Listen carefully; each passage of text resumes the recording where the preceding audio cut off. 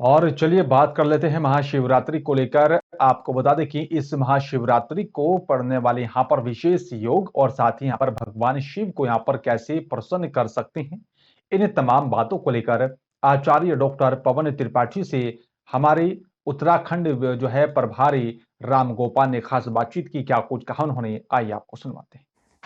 शिवरात्रि का महापर्व 1 मार्च को पड़ने वाला है। इस महाशिवरात्रि पर किस तरीके के योग हैं, क्या कुछ होने वाला है, उन योग को लेकर के हमारे साथ में डॉक्टर पवन त्रिपाठी जी हैं।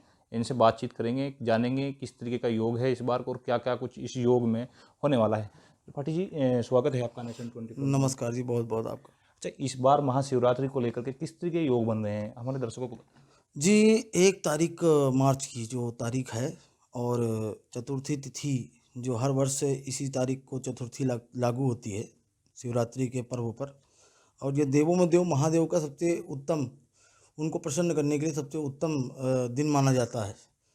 और ये मैं आप लोगों को बताना चाहूँगा कि जो महाशिवरात्रि है वो जो ये भगवान शिव के विवाह के रूप में मनाई जाती है। जब देवादिदेव महादेव अपना वैराग्य त्याग कर माँ पार्वती के द्वारा विवाह किया उन्होंने, और हमारे इस संसार को चलाने के लिए उनका ये एक न्यायपूर्ण कदम था।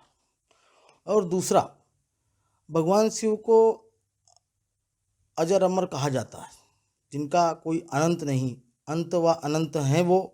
अच्छा, दूसरा, इसका जो विशेष तिथि मानी जाती है शिवरात्रि की, जो विशेष पूजन के लिए 1 तारीख प्रातः 3 बजे से 33 मिनट से सुबह 6 बजे तक का विशेष ब्रह्म मुहूर्त, जिससे विशेष शिव पार्वती पूजन के लिए, शिव परिवार पूजन के लिए माना जाता है। और 2-3 चीज़ें मैं आपको विशेष बताना चाहूँगा कि इस दिन पंचग्रही योग 72 साल बाद ये दोबारा लागू हो रहा है। और इसमें शुक्र बुध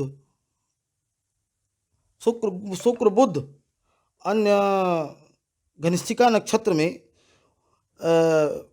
घनिष्ठिका नक्षत्र में शिव योग बन रहा है। शिव योग बन रहा है 72 साल बाद। इस योग को आप दोबारा बता रहे हैं कि यानी कि 1 मार्च महाशिवरात्रि के दिन होने वाला है। तो ऐसी कौन कौन सी राशि हैं जिनको इस योग में फायदा होने वाला है? और बिल्कुल जी, बहुत अच्छा सवाल पूछा आपने। ज्योतिष अनुसार ये जो है, मैं आपको विशेष बताना चाहूँगा कि इसमें जो वृश्चिक राशि और मंगल की स्वयं राशि जो वृषभ राशि है, क्योंकि मंगल मंत्री माना जाता है और इस कार्य को सभी प्रकार की सिद्ध कामनाओं के लिए, कार्य क्षेत्र को मजबूत करने के लिए मंगल सक्रिय होता है।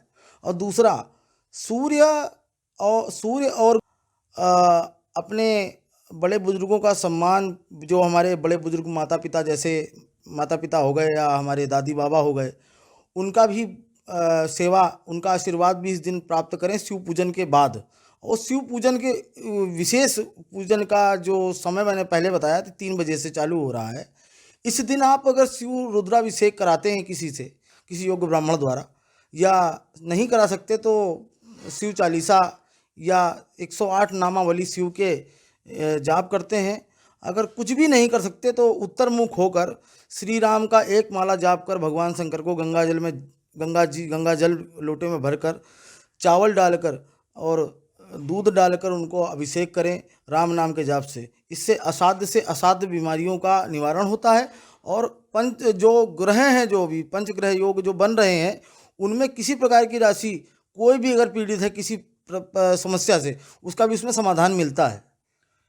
जिस तरीके से आप बता रहे हैं कि क्योंकि ना जो श्रद्धालु हैं वो तो अपने अपने गंतव्य तक जिस तरीके से हरिद्वार हर की पौड़ी से जो है जल लेकर के अपने अपने मंदिर शिवालयों में जल चढ़ाएंगे, लेकिन जो आम लोग हैं उनको लेकर के क्या कुछ कहेंगे, क्योंकि किस तरीके से वो अपना जो है इस पर्व को मना सकते हैं? जी, ये पर्व सब सनातनियों के लिए विशेष महत्व रखता है।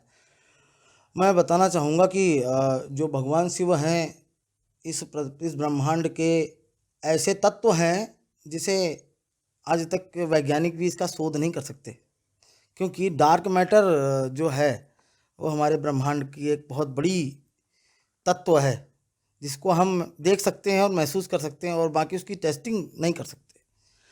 अच्छा, रही बात पूजन की, विशेष पूजन की, जो आम आदमी हैं वो किस प्रकार पूजन करें।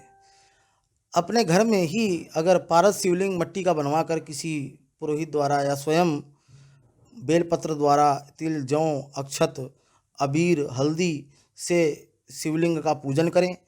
और असाध्य बीमारी से जो पीड़ित हैं वह आपने सुना होगा भगवान शिव को भांग और धतूरा अति प्रिय है, तो धतूरा 7 धतूरे लाकर भगवान शंकर के लिंग पर एक मौली लपेटकर धतूरा रखने से और 6 धतूरे जलाहरी में रखने से, शिव की जलाहरी में रखने से असाध्य रोगों का निवारण होता है। और रही बात पूजन की, तो भगवान शिव को पंचगव्य, गंगाजल तो अति प्रिय है ही है, तो पंचगव्य मिलाकर, पंचगव्य बनाने का विधान बहुत कम ही लोगों को पता है। लोग क्या करते हैं कि पंचगव्य बनाने के लिए थोड़ा थोड़ा या अनुपात बढ़ाना या घटाना कर देते हैं, मगर नियम जो है वैदिक नियम बनाने का, औषधीय गुण जिससे प्राप्त हो उस पंचगव्य का लेने के बाद, वो उसका अर्थ ये है, जैसे कि आपने आधा लीटर दूध लिया 500 ग्राम, तो दूध का आधा दही, दही का आधा शक्कर, शक्कर का आधा शहद और शहद का आधा गाय का घी। इस रूप में अगर आप पंचगव्य बनाएंगे तो भगवान शिव को चढ़ाने के उपरांत जो जलाधारी से निकला हुआ जो तत्व होगा लिंग पर चढ़ा हुआ, उसे आप आचमन कर सकते हैं, वह अपने पूरे घर में उसे छिड़क सकते हैं मंत्रोच्चारण करते हुए। उससे क्या होगा, आपके घर में किसी प्रकार की नकारात्मक ऊर्जा का वास नहीं रहेगा। तो ये थे हमारे साथ में डॉक्टर पवन त्रिपाठी जी, जो आचार्य हैं, कहीं ना कहीं ज्योतिष हैं। इन्होंने साफ तौर पर बताया कि महाशिवरात्रि पर पड़ने वाला इस बार जो योग है वो 72 साल बाद होने वाला है। तो ऐसे में जिस तरीके से त्रिपाठी जी ने बताया है, इसी तरीके से आप जो पूजा है शिव महाशिवरात्रि को लेकर के कर सकते हैं। कैमरा पर्सन के साथ राम गोपाल, नेशन 24 न्यूज़, लक्सर।